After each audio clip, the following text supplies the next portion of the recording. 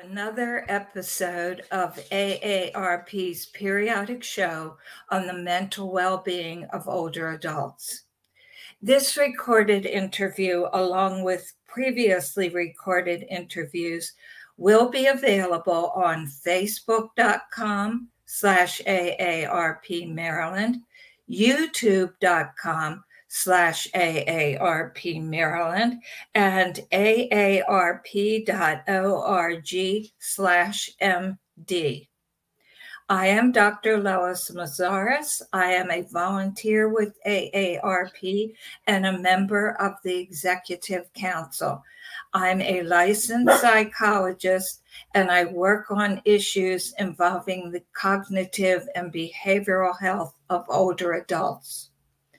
Prior to my retirement, I was the Chief Operating Officer and Clinical Director for Chimes, Delaware.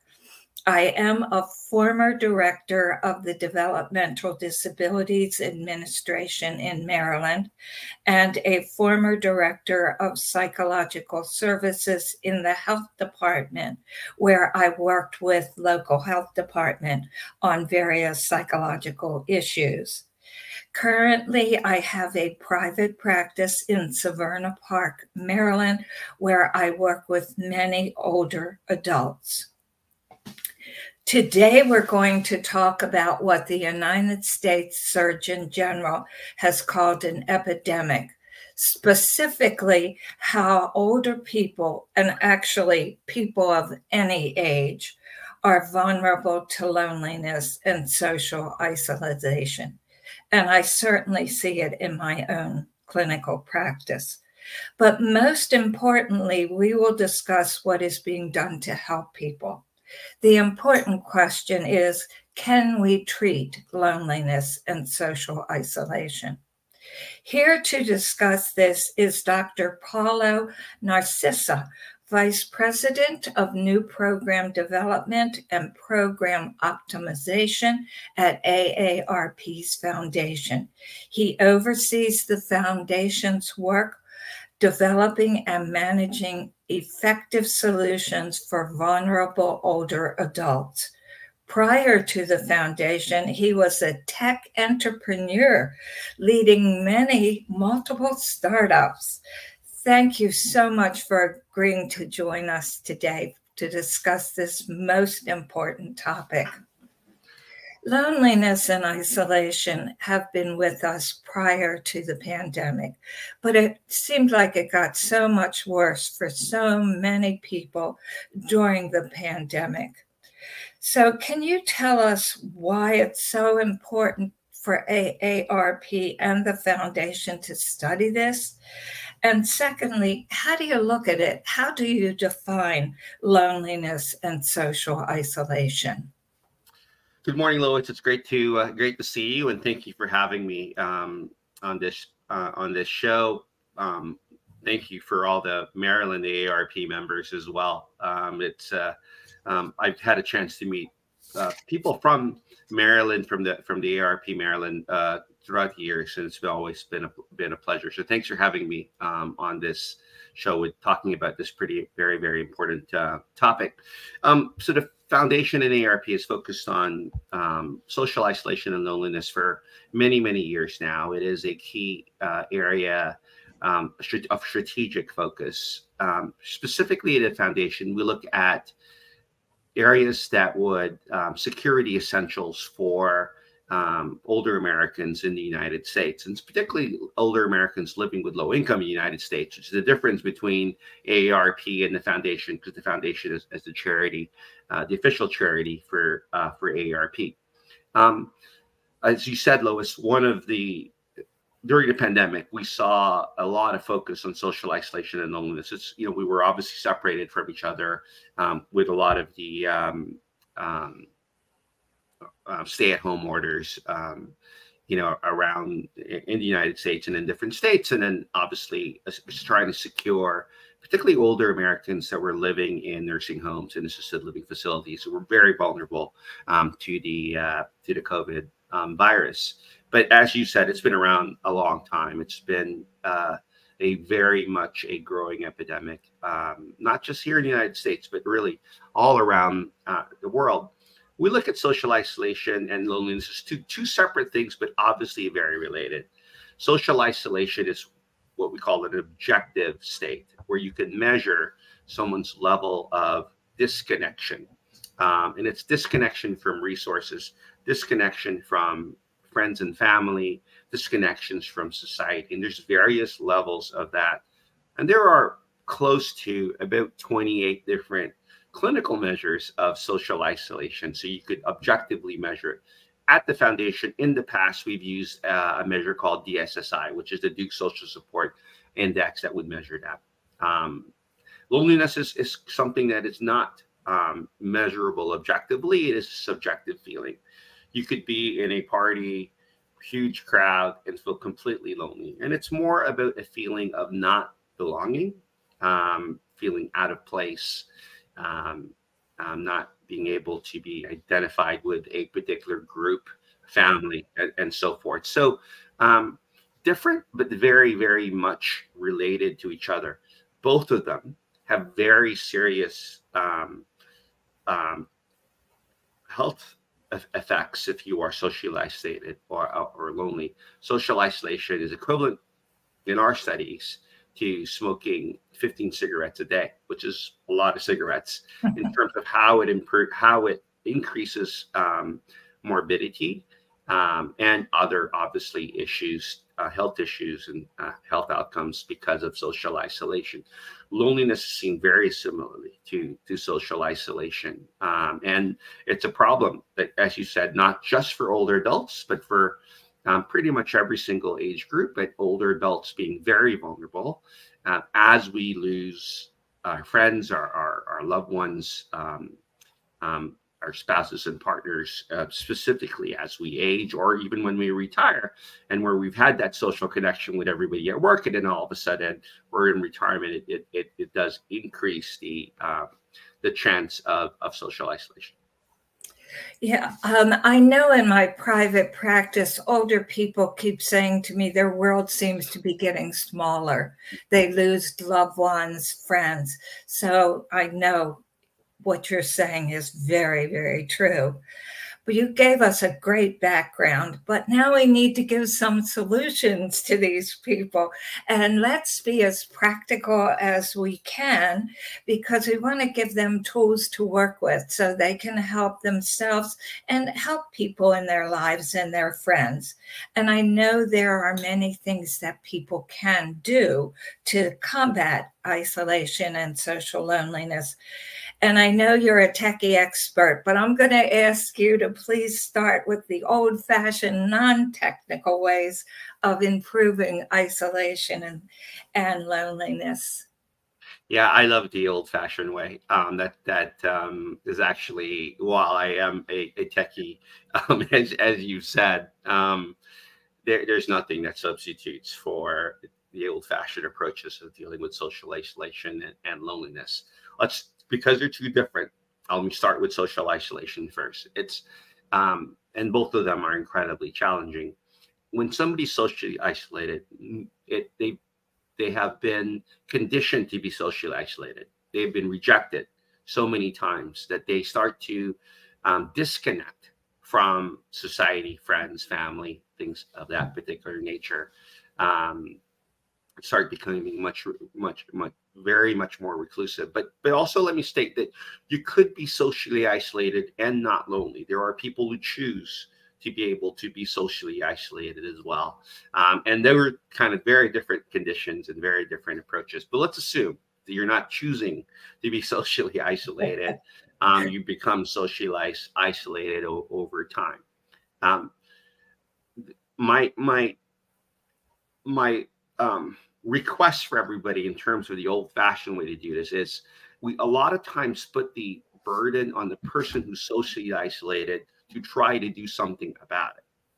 I will propose that that's not what we do. I propose that the people who should be doing something are the friends and family, the people who are attached to the older adult specifically, and that we go out and try to connect with them.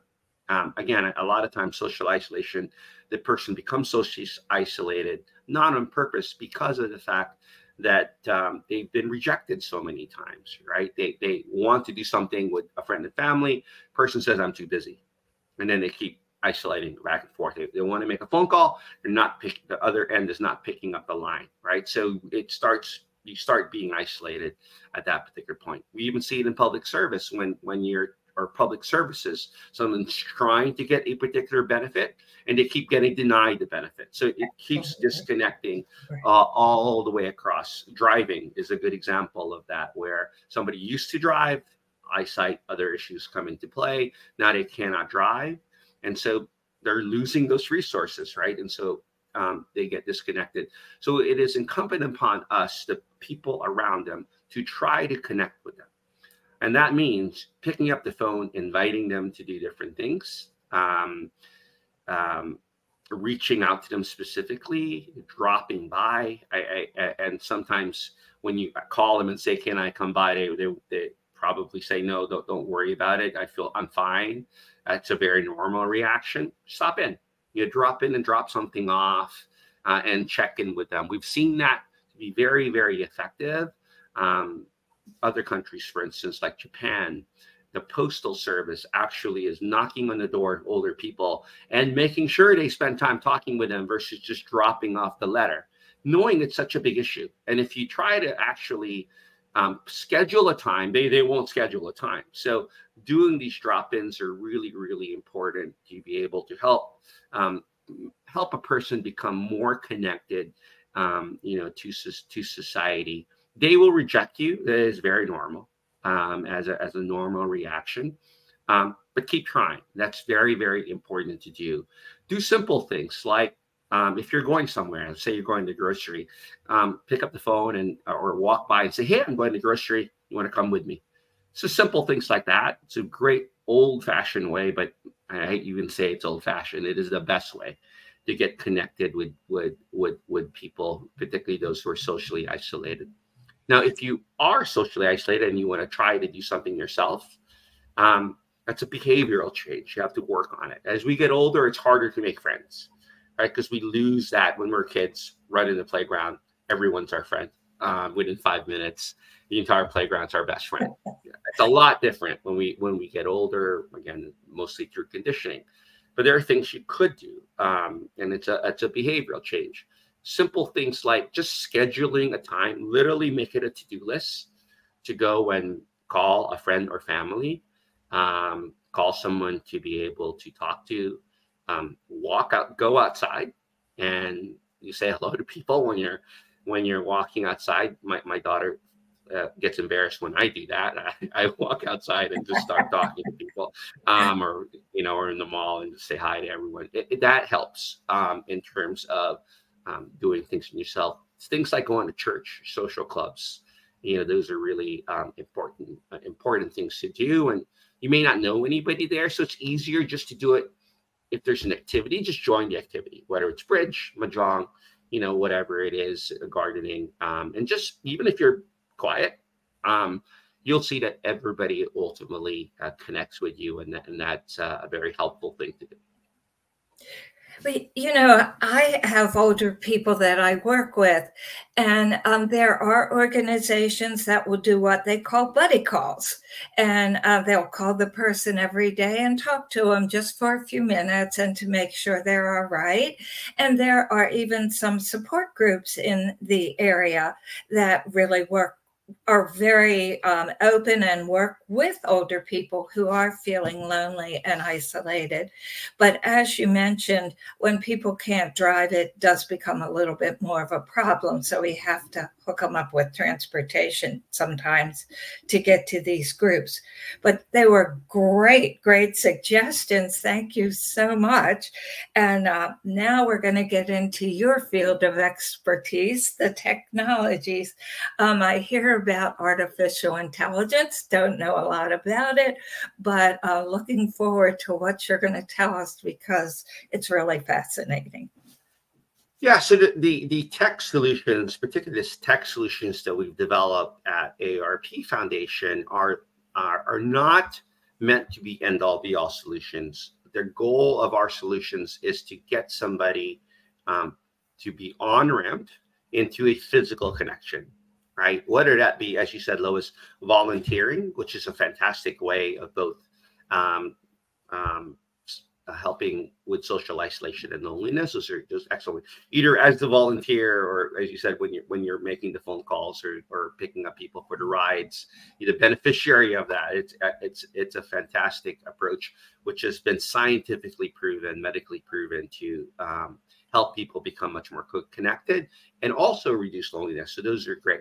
So our tech solutions are really meant just to on-ramp people to those face-to-face meetings if possible. There are obviously things that in technology like Zoom or what we see today, which really actually we've learned in the pandemic actually do work quite a bit. There were a lot of folks that couldn't get to things even before the pandemic, and then Zoom came on and everybody started using Zoom, and the engagement in a lot of events that are online just increased significantly. So but let me get back into your question regarding the tech solutions.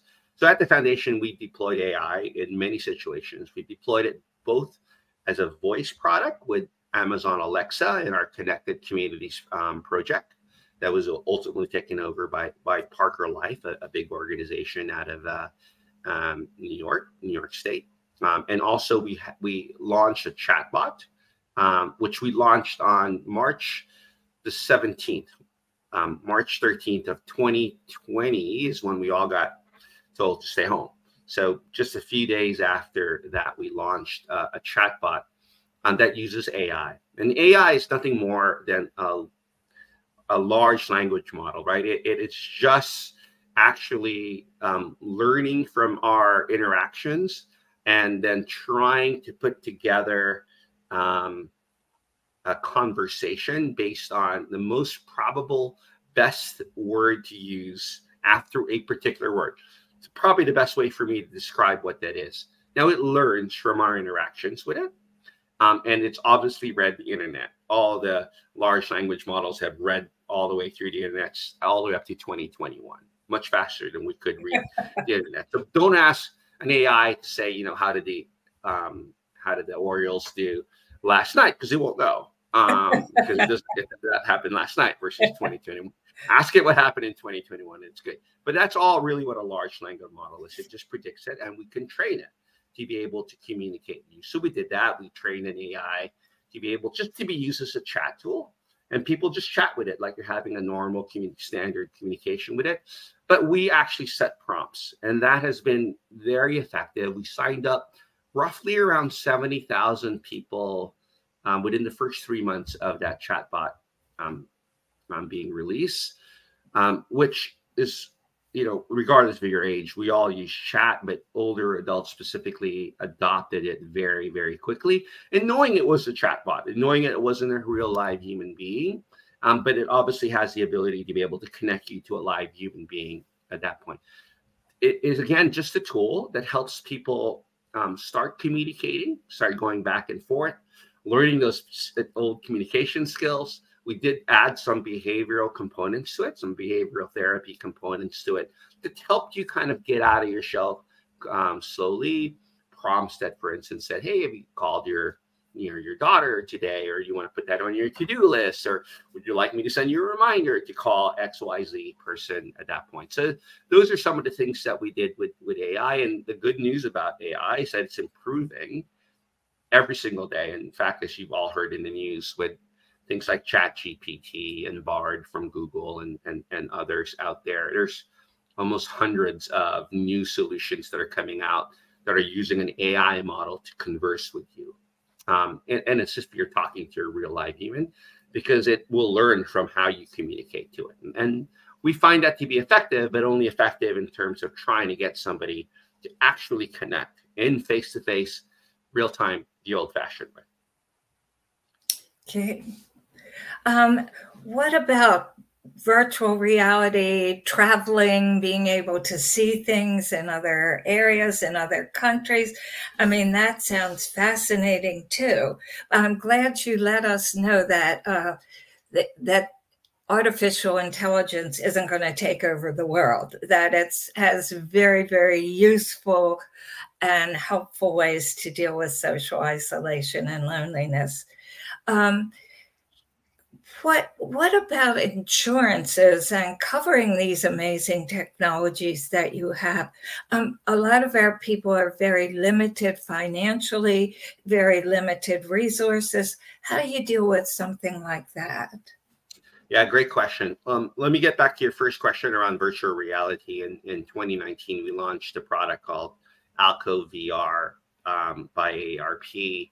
It was a place that you could go wearing a virtual reality headset, where you could experience things like traveling, for instance. And the fun thing about it is you could do it with somebody else, as if they were in the same room with you. So there was an experience on Alco that allowed you to drive Route 66 across the United States, and you do it together, right? There's experiences where you travel and visit London and do a tour of London. Experiences where you could listen to a chamber orchestra. The key thing about those solutions was that it allowed you to have somebody else there with you that was communicating with you in real time. So for me, for instance, my mom lived overseas. We would go on Alco all the time, and we would do things together. Sometimes it was actually sitting in a virtual living room together and talking, which is just a lot better than Zoom, right? But we were just in a virtual. Absolutely. But doing the experiences together is what bonds people more, when you experience something together. So we did things like diving off the coast of Hawaii to swim with dolphins, right? Things that we probably would not be able to do in real life, to do in virtual reality. And that really helped us kind of build the connections and help with the loneliness issues of being apart. Particularly during the pandemic, she couldn't travel. She was stuck in a particular country for 2 years, right? And that was a way to be able to connect. And she was 86 at that time. So she's probably gonna kill me for telling her on this. I hope she doesn't listen to this. Or all her friends are listening. Yeah, exactly. Now I'm really worried. So that is, some of the ways we've used some of the new technology, and there'll be more. So the question about how do you get this paid for?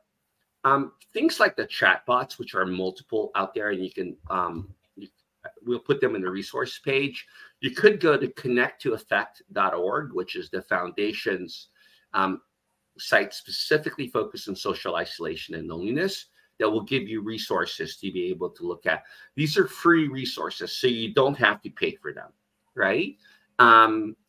The paid solutions out there, there are a lot of AIs that potentially move you into a behavioral therapist or a psychologist that would help you out.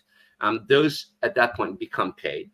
And there are insurance plans, and CMS, Center for Medicaid and Medicare, are actually piloting many of these today. As you've said, Lois, our Surgeon General is very strong about this and is working with CMS for a lot of these solutions that then make these services reimbursable through Medicaid and Medicare. But check to see it in your plan first before you actually engage with them. That is, in fact, reimbursable. There are codes that the doctor would use to put into the system, the patient record, that makes it allows the bill to become reimbursed. So check with your plans first, because depending on which state you live in, but also from a Medicaid perspective, but from Medicare and the Medicare Advantage standpoint, look at your plans to see, what gets paid for and what doesn't. But our solutions are all free, and so you can access our solutions at no cost. Thank you. That is very, very helpful. We are running out of time here very quickly. So I'm going to ask you, do you have one last statement for us before we have to close? Yeah, again, it's an encouragement for everybody. Those who, I know I talked a lot about social isolation, but specifically loneliness. There's nothing wrong with being lonely. A lot of times people feel guilty for being lonely.